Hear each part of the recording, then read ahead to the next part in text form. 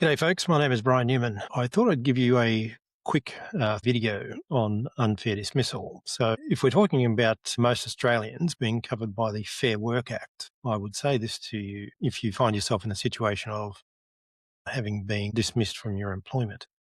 The very first thing is don't panic.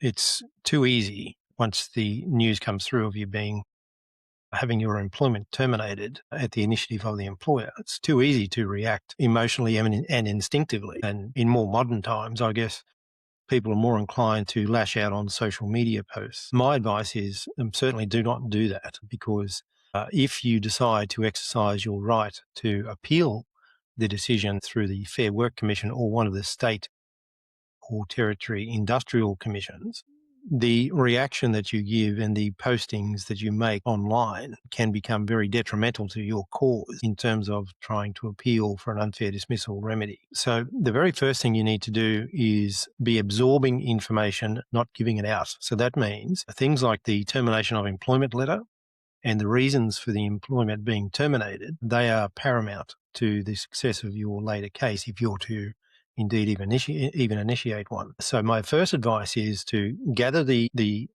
termination letter. If the termination letter itself is not actually a letter but a verbal advice, then you should try to obtain the reasons for the decision to terminate the employment contract from the employer or the delegated representative. Other things that you will need, certainly for us to assess the situation, is any of that preliminary data or information that might have predated the decision to terminate the employment contract. So they might notionally be things like performance improvement plans or letters about disciplinary action, show cause notices, etc., etc.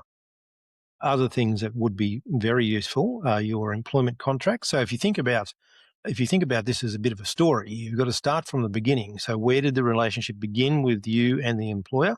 And usually that will take form of an employment contract. Don't panic if you don't have it. That can be obtained later on. Now, once you have told that part of the story, you then need to go through what happened during the employment relationship for it to get to where it is today. So that is where the things like performance improvement plans and show cause notices, etc., come into play.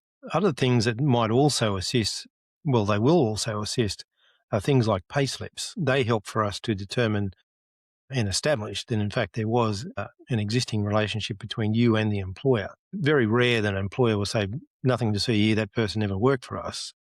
Very common for them to say that if they're leaning on the fact that they've got a sham contract in place, that meaning that they've employed you as an ABN holder or an independent contractor, but still they might very well be treating you as an employee. That's, without going into it, they're things that you can sometimes experience, but for the purpose of this video is to try and give you some assistance about what to do when you're first terminated. Gather the original employment contract, get any intermediary data. So that includes, as I said before, the performance improvement plans are an example of one document. Show cause notices are another example.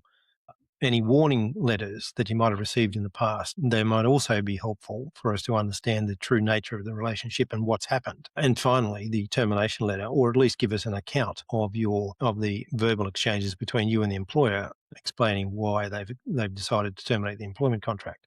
Once we have that, we can assess those documents and then arrange a free consultation with you to determine what possible courses of action there might be available to you.